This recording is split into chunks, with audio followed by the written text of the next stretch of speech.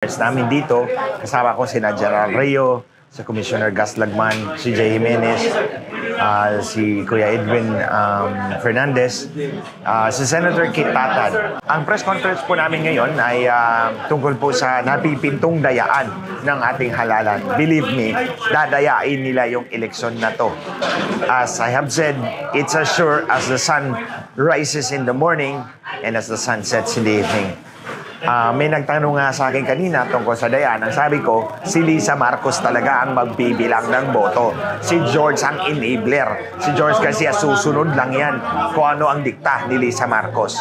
Pero dito sa baba, that means for senatorial candidates. Pero dito sa baba, depende yan sa bintahan. As I have published in 2016 and 2019, may presyo yan.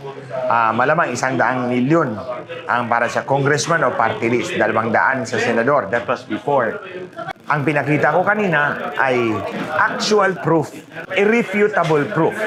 Ito yung patunay na hindi talaga binibilang ng makina ng tama ang boto natin. Pinakita ko na si Congressman Villafuerte ay binawasan ng makina ng mahigit 200 boto. Si Bordado, ang kalaban niya, ay dinagdagan ng mahigit 200 boto. Ito yung pangalawang example. Kasi yung unang example na pinakita ko doon sa video na nasa YouTube ngayon, search nyo lang, Glenn Chong, Heaven's Warrior. Yan yung original na video. Ang smoking gun number 1 ang pinakita ko dyan. Dito sa press conference, smoking gun number 2. Meron pa akong smoking guns 97 lahat.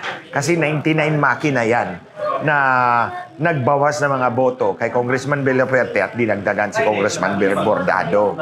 So, ito ay patunay na dinadaya ngayong eleksyon natin at hindi napapabulaanan ng COMELEC. The COMELEC has not refuted these pieces of evidence. In fact, ikaw, George, hinahamon kita, kasuhan mo ako. Tulad ng pagkaso nyo kay Attorney Respiso, where is your case? 12 araw na nakababad na yung video na yan. Pero meron ba kayong kaso? Wala. Dahil alam nyo, masasagot ko kayong may ebidensya ko. So, eto ngayon, itong press conference namin, meron tayong proposal sa COMELEC na bilangin natin yung boto na nakasulat doon sa QR code sa voter receipt. Walang additional cost sa COMELEC, walang additional time kasi yung 800 voter receipts, 53 minutes lang. So, tapos na. So, walang additional cost, walang additional time sa voting journey.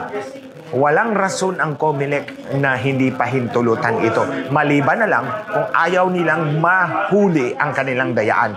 And that's what you have to fight for. That's what we have to fight for together, mga kababayan.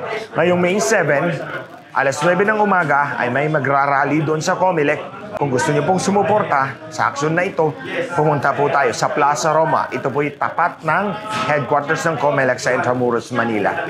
Ulitin ko to, matibay ang ebidensyang hawak ko na dinadaya ng COMELEC ang ating halalan. Kaya nga hindi nila ako kayang kasuhan kahit kinahapon ko pa. At ikaw, George, tandaan mo, pa-filean kita ng impeachment complaint pagkatapos ng eleksyon na to. Kapag hindi ka sumunod sa kagustuhan ng taong bayan, you have to be impeached dahil wala kang kwenta dyan. And that should serve as a warning sa lahat ng mga komisyoner ng COMELEC. This time, the people will not allow you to cheat our future.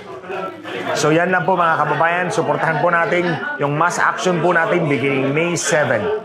Dyan po sa harap ng COMELEC Intramuros sa Plaza Roma. Alas 9 ng umaga, May 7. Miyerkules po yan. So hanggang sa muli.